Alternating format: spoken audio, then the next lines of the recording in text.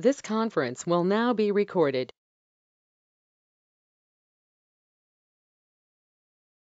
Good morning.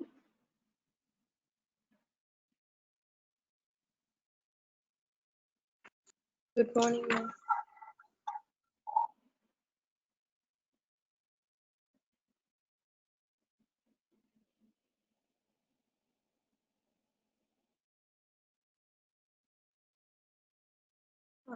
We were discussing the preclinical studies. In that, we were discussing the various toxicity studies, and we discussed yesterday the acute toxicity testing, then acute toxicity testing for inhalation, the acute toxicity testing for topical preparations, then repeated dose toxicity testing, subchronic toxicity testing, then mutagenicity, chronic toxicity testing. So these were the different toxicity testing that are done in animals. So it is the preliminary the studies done on animals. Next, we'll see carcinogenicity testing. So in carcinogenicity testing, you can see that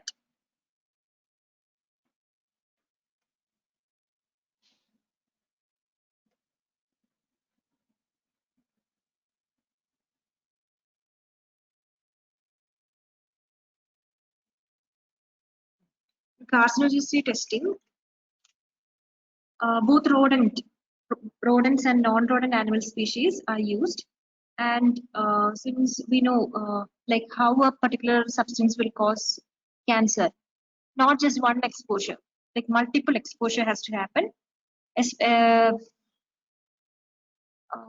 multiple exposure has to happen so that we will know that whether that particular compound is carcinogenic or not.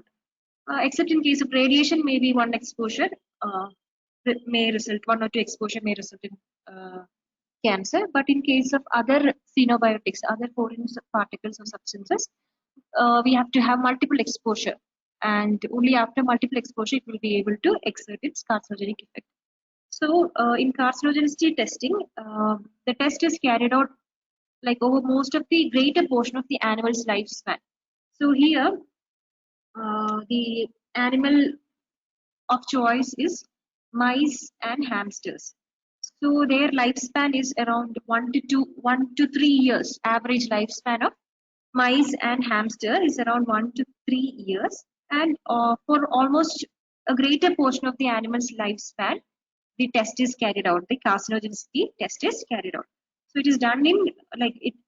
It can be done in both rodents and non-rodent animal species, and it is carried out over a greater portion of the animal's lifespan. Then, during and after the exposure of the test substance, the animals will be observed for signs of toxicity and development of tumors.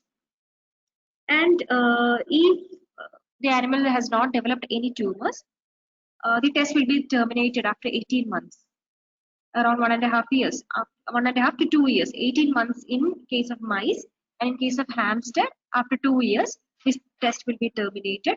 And at that time, if the animal is healthy, hematological analysis will be performed. In hematological analysis will be performed in 12 months in case of mice and 18 months in case of hamster. Then the study is terminated, and once in the end of the study, the animal will be sacrificed and the pathological changes are noted, and all the other studies are carried out in all the tissues. This is how carcinogenicity testing is done. What you have to remember is it will be done, the test will be carried out for almost greater portion of the animal's lifespan. And the animals preferred are mice and hamster. In case of mice, the study will be done for around 18 months, and in case of hamster, it will be done for around 24 months. And the animal will be observed for any signs of toxicity and development of tumor. And if even by the end of 12 months or 18 months, if no signs of tumor is found, then at that time hematological test will be done. Then at the end of the study, the animal will be sacrificed, and grows the full complete pathological changes will be observed. and it will be noted, and the on all tissue the any changes, whether it happened or not, they will check. So this is how carcinogenicity testing is done. Next we will see reproduction toxicity testing. So in case of reproduction toxicity testing means whether the particular substance, the agent of choice. Now we are going to introduce a new chemical. We are going to see the effect of a new chemical entity, a new foreign particle. So we need to know whether this substance is going to cause any fertility effects, whether it is going to cause any toxic effect to the reproductive system. So for that we have to perform reproduction toxicity testing in animals. So there are two types of reproduction toxicity testing. The first one is the one generation reproduction toxicity testing. So in case of one generation reproduction toxicity testing, here the test compound will be administered to both male and female animals. The new chemical entity or the test agent will be administered to both male and female animals. Then in case of male, it will be given for one complete spermatogenic cycle. And in case of female, the test substance will be given to two complete estrus cycle. So both male and female animals has to be selected, and to males, the test substance will be given for one full spermatogenic cycle of that particular species of the animal. Then in case of female, the test substance will be given for two complete estrus cycle. Then after completion of the specified duration of the administration, the animals will be allowed to mate. Then the rodents are preferred. In case of one generation reproduction toxicity testing, rodents are preferred. So male and female rodents will be selected. To male, the dose will be given, the substance will be given for one spermatogenic cycle. To males, two estrus cycle. Then after this period, the animals will be allowed to mate. Then in case of after the mating has happened, in case of female patient, again, once they of the female patient, the test compound will be administered continuously even during the period of pregnancy and nursing. So in case of female animal, the test substance will be will be continued during the pregnancy as well as the nursing period. Then meanwhile, the the sperms of male animals will be collected, and the sperm morphology as well as motility will be analyzed. So in case of the male animal, once they have been exposed to the test substance, after mating, the sperm will be collected and it will be analyzed for its morphology as well as motility. Then again, during the study period, the animals are observed for any signs of toxicity as well. Then once after parturition, they will check how many offsprings are there. The number of offsprings shall be checked. Their gender will be recorded, and like how many animals are dead, how many are alive. Then all the alive offsprings will be weighed in the morning and evening for the first 4 days. Then after the termination of the study, both the animals as well as the offsprings are sacrificed, and again histopathological examination will be done. So this is one generation reproduction toxicity testing. So here like both male and female will be selected, and the test substance will be administered for one spermatogenic cycle in case of male animals, then two estrus cycle in case of female animals. Then once the exposure period is over, the animals will be allowed to mate, and the sperm of the male animal will be collected. Morphologically, it will be analyzed. Sperm motility will be assessed. Then the female animals will be even after once they become pregnant also, they will be still exposed to the test substance during their pregnancy period as well as while they are nursing the offspring. Then and throughout this period, the animals will be observed for any toxin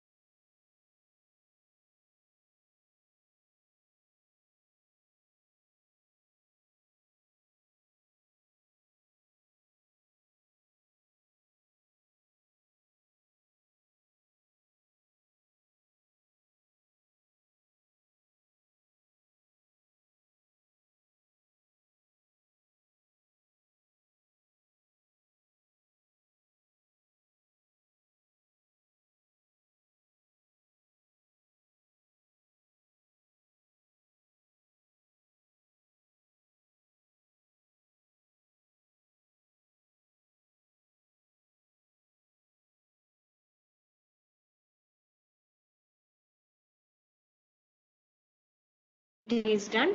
Then after that, the sperm morphology and motility will be assessed. Then the female animal would still be receiving the test agent. Then after the parturition, even uh, the nursing animal is also receiving the test done. Then how many generation, like in the first generation, which is called as the offsprings produced are considered as F1 generation. So after mating, the offspring produced are termed as F1 generation. So again, like how it was done for the one generation reproduction toxicity testing, all the things will be observed. Then from this first generation, F1 generation, again male and female animals will be selected. And once they attain their once they attain their full maturity, when uh, once they attain their full sexual maturity, again they from the first generation, one male or one female or a few pairs will be selected, and they will, once they have attained the full sexual maturity, again they will be allowed to mate. And and maybe some of the pairs will not be, there will not be pregnancy, so such pairs are assessed to assess, and it will be assessed like what went wrong, all those things will be checked. Then again the next offspring will be like what is the, like how many offsprings are there. Then and in that offspring also any infertility is there, all those things will be assessed. So this is two generation. Here the only difference is that uh, again the test will be continued from the, like after the first offsprings are born, again the test will be continued in them. So that is the only difference here. This is the two generation reproduction toxicity study.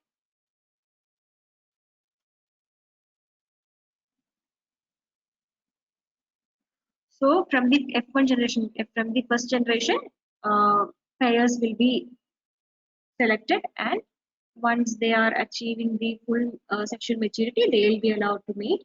And again, the same recording, so same observation will be done after giving the test substance. Then again, studies whether like any infertility has happened, that will be recorded and analyzed. So that is two generation reproduction toxicity testing. Then next is developmental toxicity or embryo toxicity studies. Developmental toxicity or embryo toxicity studies. So this particular study can be done in vivo and in vitro. In vivo means what, so far what all studies we have done, that is in vivo, that is in the animal. In vitro means what we do in the lab outside the body, that is in vitro. So embryo toxicity studies can be done using both in vivo and in vitro methods. And here also, if we are going for in vivo studies, rodents are preferred. So in rodents, the compound will be, the test substance will be administered between the 8th and 14th day of pregnancy. The test substance will be administered between 8th and 14th day of the pregnancy. And any embryo lethal effects are studied. So after the end of the study, or on the 21st day, cesarean section will be done, and the fetus will be analyzed for any hemorrhagic bullae. Hemorrhagic bullae means on skin some reddish bleeding effects will be found, hemorrhagic bullae, or any limb malformation, any exencephaly. Exencephaly means brain would be located outside. Then cleft palate. Cleft palate will be is this uh, any opening in the mouth or the lip. Um, on the on the roof of the mouth, any opening will be there. That is cleft palate. Then open eyelids. Then tail deformities, as well as mortality. All these will be observed, and again like number of animals dead and number of animals alive, that also would be noted. So this is how embryo toxicity study or developmental toxicity study is done. So here the particular compound is administered between 8th and 14th day of the study, and at the end of the study or on the 21st day, a cesarean section would be done, and the fetus will be analyzed for any of the uh, embryotoxic effects such as hemorrhagic bullae, lymph malformation, extensively cleft palate, open-eyelid, tail deformity, etc. Then again, how many animals uh, were born alive and how many animals were dead, all these also would be noted. Then in case that embryotoxicity studies can also be performed in vitro, outside the body. So this example of such studies are embryonic stem cell test, EST, for embryotoxicity. Here, like some stem cells will be used. For example, stem cells that can, for example, some rat stem cells which will differentiate into some cardiac cells. So if cardiac cells are formed out of that particular embryonic stem cell, then we can say that there is no particular effect of the test substance on the embryo. So in vitro studies also can be done in order to assess the embryotoxic effect of any test substance. Then next is neurotoxicity studies. So neurotoxicity studies, both neurotoxicity studies are done to find any effect of damage to the nervous system. So here the test substance will be administered for 28 days, or in some situation, or even more than 90 days, and the neurological changes are evaluated. Then, like what all things will be observed here? So, in any neurotoxic responses, such as any pathological lesion on the nerve or any neurological dysfunction, such as loss of memory, sensory defects, learning and memory dysfunction, all these will be assessed. So that is neurotoxicity studies. So here for neurotoxicity study, the test substance will be administered for around 28 days or sometimes more than 90 days. Then neurological changes are evaluated. Then usually it is carried out in adult rodents. Neurotoxicological studies are carried out in adult rodents. Then the neurotoxic responses such as neuropathological lesions and neurological dysfunctions such as loss of memory, sensory defects, learning and memory dysfunctions are assessed. So that is neurotoxicological studies. So these are the various toxicological studies involved, that is done in the preclinical settings or in animal settings. Then we'll continue with the IND application.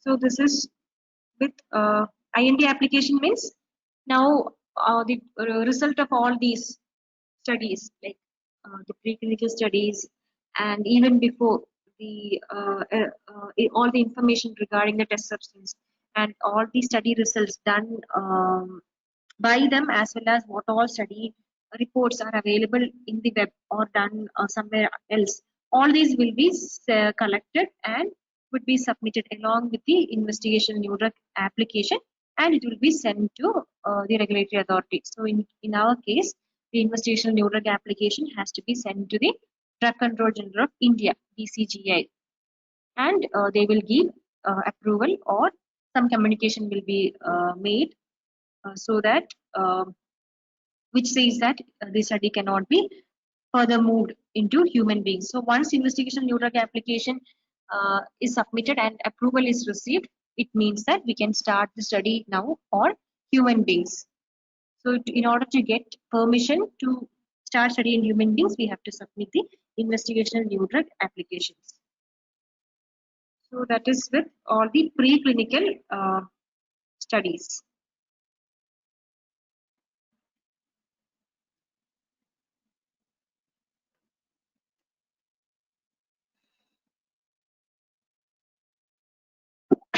So this is basically the before clinical how the drug is developed.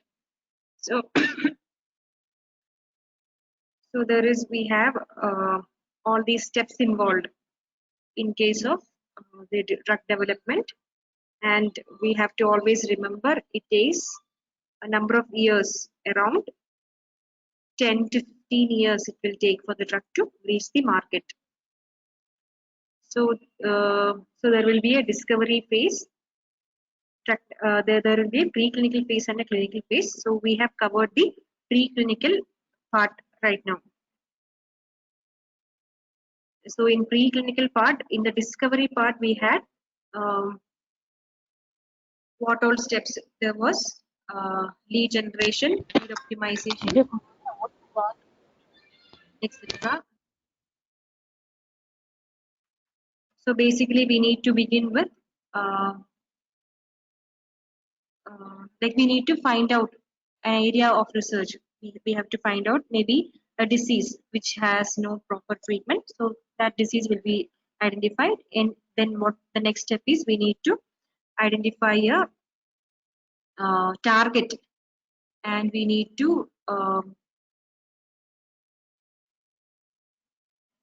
validate the target. So first, an area of area where we need to work, a research area we need to work has to be selected. Say in case disease has to be selected, then after that we need to go for to identify a target, then we need to validate the target, then we need to identify some leads are compounds that has the ability to interact with the target, that is lead identification. Then we need to once the lead identification is done, we need to optimize the lead. The lead has to have certain qualities so that it can be, it will interact, it will bind with the target more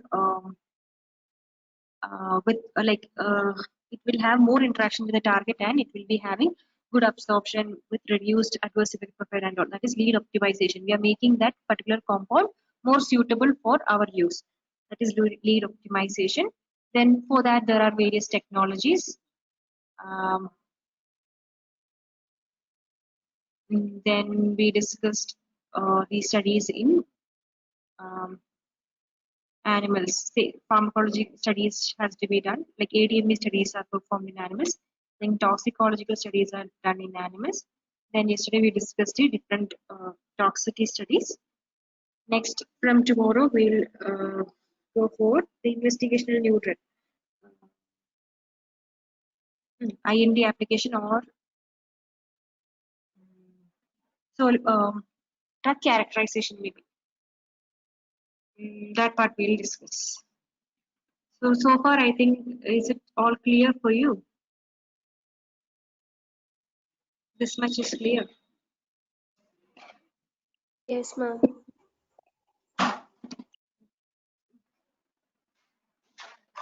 So that's all for today. You can leave. Thank you so much. Thank you, ma'am.